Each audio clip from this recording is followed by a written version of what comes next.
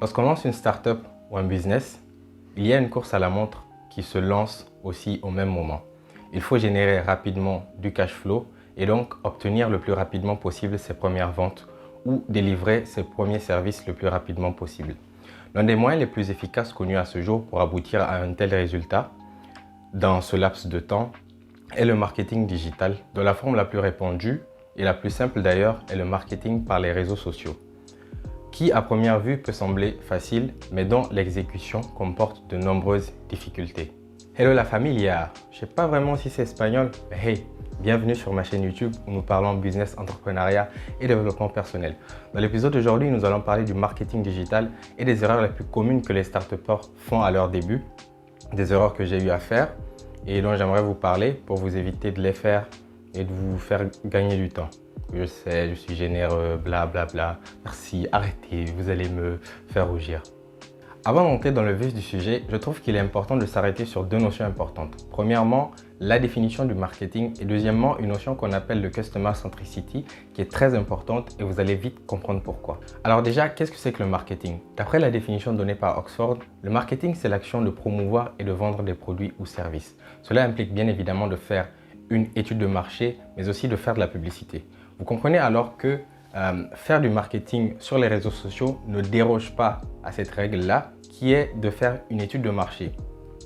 Cela éloigne de la pensée que faire du marketing sur les réseaux sociaux consiste juste à choisir un réseau social quelconque pour créer une page et commencer à faire des posts n'importe comment et espérer avoir des résultats qui sont concluants.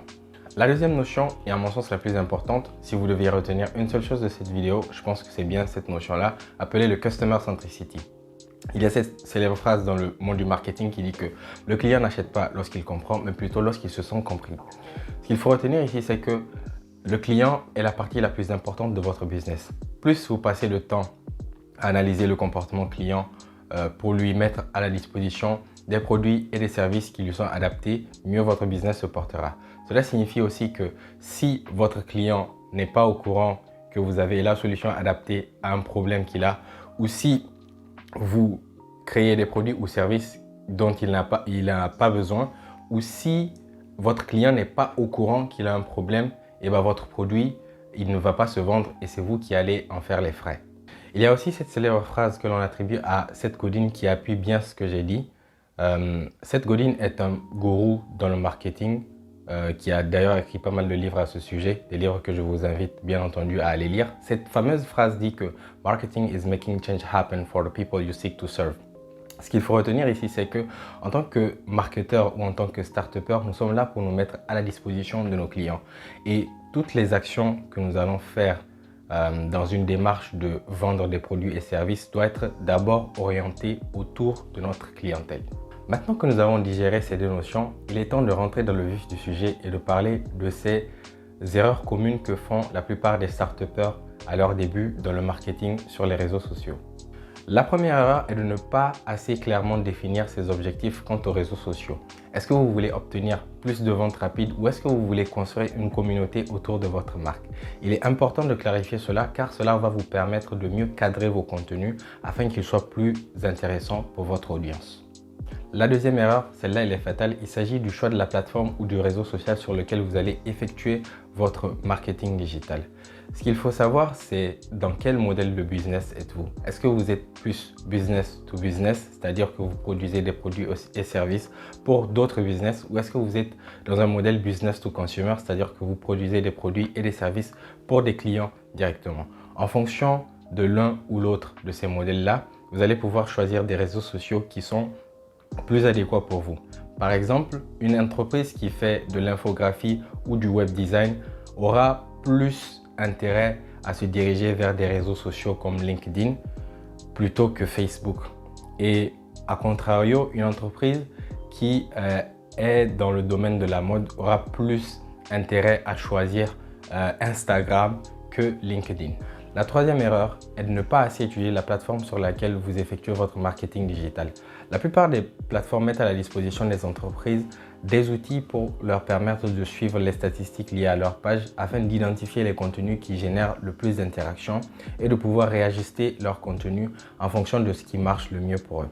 Facebook, par exemple, met à la disposition des entreprises le Meta Business Manager à partir duquel vous pouvez suivre les statistiques liées à votre page et vous pouvez, par exemple, programmer des publications. Vous pouvez également diffuser des publicités ou demander à des professionnels de diffuser des publicités ciblées pour votre entreprise. La quatrième erreur est de ne pas soigner les contenus que vous diffusez sur vos médias sociaux. Voyez-vous, en étant présent sur les réseaux sociaux, l'objectif est de vous faire connaître, mais surtout de vous faire reconnaître à travers une multitude de compétiteurs. Pour arriver à un tel résultat, il faudrait que vos contenus respectent une certaine harmonie dans les couleurs, mais aussi dans la charte graphique. Si vous avez du budget, je vous recommande de faire appel à des infographistes professionnels. Dans le cas contraire, vous allez devoir apprendre à le faire vous-même. Pour cela, je vous recommande le logiciel Canva, qui est facile d'utilisation et qui est en plus gratuit. Et pour les rares comme nous, c'est l'aubaine. La cinquième erreur est de chercher des followers plutôt que de l'engagement sur vos posts. Il faut que vous voyez chacun de vos posts comme une occasion de converser avec votre audience. Le taux d'interaction sur vos publications est en réalité un indicateur de performance de à quel point vous êtes proche de vos clients et futurs clients. Lorsque votre audience réagit à vos publications, cela signifie qu'ils vous acceptent comme étant proche d'eux, ce qui est une étape importante dans la fidélisation des clients. La sixième et dernière erreur est de ne pas assez faire d'analyse concurrentielle. Voyez-vous, les réseaux sociaux ont en quelque sorte facilité l'analyse concurrentielle, mais malheureusement, nous n'en profitons pas assez. Il suffit d'aller sur les pages de nos concurrents pour voir les produits qu'ils proposent, à quel prix ils les proposent. On peut aussi voir leurs posts qui génèrent le plus d'interactions afin de pouvoir nous synchroniser. Nous pouvons aussi recenser les avis clients, mais le plus important, c'est de voir les points sur lesquels les clients se plaignent au niveau des concurrents pour en faire une force chez nous afin d'attirer de la clientèle. Nous arrivons au terme de cette vidéo. J'espère que vous avez apprécié autant que moi ce moment que nous avons passé ensemble et j'espère que vous avez appris des choses qui vont vous permettre d'éviter de faire les mêmes erreurs que moi. Je pense que cette vidéo serait très utile à vos amis start-upers ou entrepreneurs ou qui voudraient lancer un business dans les semaines à venir.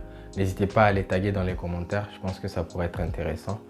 Et je vous dis merci d'être resté jusqu'à la fin et je vous dis à bientôt. Ciao.